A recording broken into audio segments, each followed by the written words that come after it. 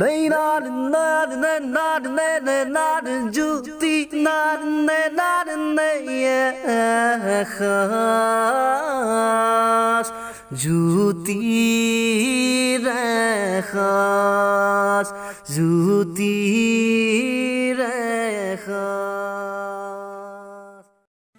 Juti khas চেনেললৈ মই মনিকা আপোনালোকক আদৰণি জনাইছো ফ্ৰেন্ডছ আজি মই আপোনালোকক পনীৰ পকৰা ৰেচিপিটো বনাই দেখুৱাম অতি সহজ ৰেচিপি হয় লগতে কম সময়ৰ ভিতৰতে আপোনালোকে বহুত কম বস্তুৰে এই ৰেচিপিটো বনাব পাৰে তেন্তে আহকচোন চাও পনীৰ পকৰা ৰেচিপিটোৰ বাবেনো আমাক কি বস্তুৰ প্ৰয়োজন হ'ব পনীৰ পকৰা ৰেচিপিটোৰ বাবে মই 100 গ্ৰাম পনীৰ ডাঙৰ সাইজত এনেকুৱা কৈয়ে কাটি লৈছো গুটেখিনি ইয়াৰ পিছত আমাক লাগিব আধা কাপ বেসন তাৰ পিছতে মই লৈছো ধনিয়া মিহিকৈ কাটি লোৱা অকণমান চাট মছলা লৈছো 1 চামুচ ৰেড চিলি পাউডাৰ আধা চামুচ জিৰা গুৰি লৈছো আধা চামুচতকৈ কম বেকিং পাউডাৰ লৈছো অকণমান আৰু নিমখটো স্বাদ অনুসৰি ল'ব ইয়াৰ পিছতে মই টমেটো কেচাপ লৈছো 1.5 চামুচ মান যদি আপুনি বিচাৰে এই ৰেচিপিটোৰ বাবে গ্ৰীন চাটনিও কিবা ব্যৱহাৰ কৰিব পাৰে টমেটো কেচাপৰ খলনি প্ৰথমতে মই এই পনীৰখিনি মাজেৰে আকৌ সমান ভাগত দুভাগ কৰি কাটি লম এই প্ৰসেসটো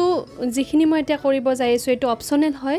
গুটেখিনি পনীৰ এনেকুৱা কৈ মাজেৰে সমানে দুভাগ কৰি ল'ব বা এইটো প্ৰসেস আপুনি নকৰাকেও পনীৰ পকৰা ৰেচিপিটো বনাব পাৰে এতিয়া মই যি চাট মছলা লৈছিলো এই দু পিস পনীৰৰ মাজত অকণমান চাট মছলা এনেকুৱা কৈ দুটা সাইডতে ছটিয়াই দিম তাৰ পিছত বন্ধ কৰি লম হৈ গল ইয়াৰ পিছতে পুনৰ মই আকৌ দুটা পনীৰৰ কাটি থোৱা পিস লম আৰু তাৰ পিছত মাজত মই টমেটো কেচাপ দি দিম অকণমান আৰু এতিয়া পুনৰ দুটা লগাই দিম এনেকুৱা কৈ আপুনি মাজত গ্ৰীন চাটনি দি পিনেও এনেকুৱা কৈ বনাব পাৰে বা এনেকুৱা কৈ মাজত একো নিদিয়া কৈও আপুনি ডাঙৰ ডাঙৰ পনীৰৰ টুকুৰাৰে পনীৰ পকৰা বনাব পাৰে এতিয়া মই ডাঙৰ বাউল এটা লৈ লৈছো তাত গুটেই বেসনখিনি লৈ লৈছো ইয়াৰ পিছত আমি যিখিনি বস্তু লৈছিলো ধনিয়া বেকিং পাউডাৰ নিমখ জিৰা গুৰি ৰেড চিলি পাউডাৰ সকলোখিনি বস্তুৱে ইয়াতে দি দিছো এতিয়া ঠাণ্ডা পানী অলপ অলপকৈ ইয়াতে দি যাম আৰু গুটেখিনি মিক্স কৰি লম এই মিশ্ৰণখিনি গাঢ় হ'ব লাগে যদি পনীয়া হয় তেতিয়া হলে পনীৰত ভালদৰে লাগি নধৰিব আৰু পনীৰ পকৰা বনাব নোৱাৰিব ভালদৰে যাতে বেসনৰ গুটি গুটি হৈ নাথাকে তাৰ বাবে আপুনি ভালদৰে এইখিনি কিছু সময়ৰ বাবে মিক্স কৰি ল'ব এয়া হৈ গল এনেকুৱা ধৰণৰ গাঢ় হ'ব লাগিব ইয়াৰ পিছত মই গেছ ষ্টভ অন কৰি কেৰাহী এটা দি দিছো আৰু কেৰাহীটোত মই আধা কাপ মান তেল দি দিছো যদি আপুনি বিচাৰে ইয়াতকৈ অকণমান তেল বেছিকৈ ব্যৱহাৰ কৰিব পাৰে কিন্তু কমকৈ ব্যৱহাৰ নকৰিব তেলখিনি যেতিয়া ভালদৰে গৰম হ'ব গেছৰ ফ্লেম মিডিয়াম টু লো ৰাখিব আৰু তাৰ পিছত বেসনৰ মিশ্ৰণখিনিত পনীৰৰ টুকুৰা কেইটা ভালদৰে লেটিয়াই ল'ব যাতে গুটেই সাইডতে ভালদৰে লাগি ধৰে আৰু তাৰ পিছত সাৱধানে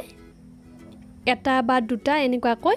দি আপুনি এইখিনি ভাজি ল'ব মনত ৰাখিব গেছৰ ফ্লেমটো মিডিয়াম টু লো কৰি ৰাখিব মই প্ৰথমতে দুটা পনীৰ পকৰা দি দিছো আৰু কেই সেকেন্ড মান পিছত এইকেইটা অকণমান ৰঙচুৱা পৰাৰ পিছত উলুটাই দিছো আনটো সাইড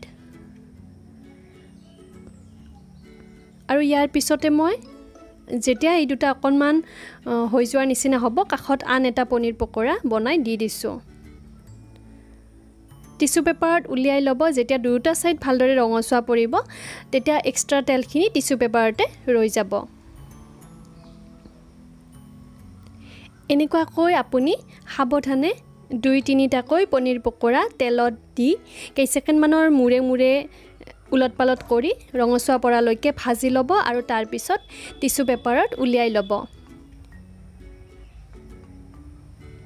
বহুত ইজি পকৰা ৰেচিপি হয় এইটো আপোনালোকে কেতিয়াবা গধূলি টাইমত বনাব পাৰে বা এই ৰেচিপিটো ভাতৰ লগতো আপোনালোকে পৰিবেশন কৰিব পাৰে এই সিম্পল ৰেচিপিটো চাই যদি আপোনালোকৰ ভাল লাগিল তেতিয়াহলে নিশ্চয়কৈ এবাৰ ট্ৰাই কৰি চাব লগতে নিজৰ ফ্ৰেন্ড ৰিলেটিভ বিলাককো শেয়াৰ কৰিব নাপাহৰিব আজিলৈকে আহিছো পুনৰ এটা নতুন ভিডিঅ'ৰ সৈতে আপোনালোকক লগ পোৱাৰ প্ৰতিশ্ৰুতিৰে ধন্যবাদ